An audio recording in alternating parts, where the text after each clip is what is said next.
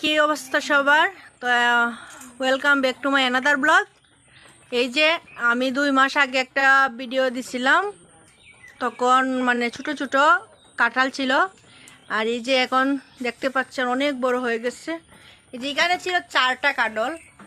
তো আমি যখন এটা মানে পেকে গেছে কাঁঠালগুলা, তো পেকে যাওয়ার পরে বাবা কাটি লাইছে।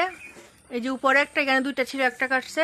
মোট 2টা কাঁঠাল গাছের মধ্যেই ফাইটটা গেছে গিয়া, কারণ কাঁঠাল পাকার কারণে বেশি নিচ থেকেই ফেটে গেছে। আর দেখেন মানে এখানে আছে 1 2 3 4 5 6 7 7 8 7টা কাঁঠাল। তার মানে দেখ, আমি তো আগে গুনে গেছিলাম, তার 10টা। তো 10টা, হ্যাঁ হ্যাঁ, ওই যে উপরে একটা 10 দেখা যাচ্ছে, ওইটা দেখা যাচ্ছে না, এই যে একবারে উপরে। তার মানে 2টা কাঁঠাল পাড়া হয়েছে, আর আছে হচ্ছে 8টা কাঁঠাল। তো এগুলা মোটামুটি সবগুলোই কাঁচাই গেছে। একটা একটা করে পাকলে ভালো হয়, অনেকদিন ধরে খাওয়া যায়। কিন্তু এগুলো এমনভাবে হয়েছে মানে ওই আরেকটা ফাটতেছে, আরেকটা উপরে একটা বিকালবেলা পারবে।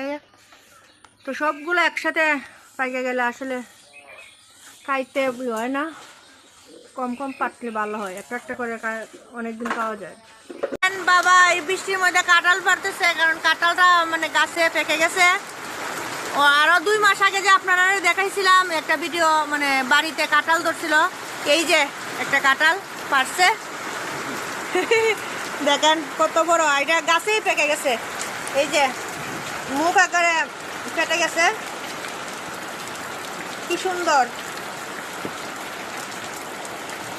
আর দেখেন পাশ কি বৃষ্টি হয়ে গেছে, মানে প্রচুর বৃষ্টি, যার কারণে আসলে সবগুলা কাঁঠাল দেখাতে পারছিস না, বৃষ্টি কমলে দেখে দেবো।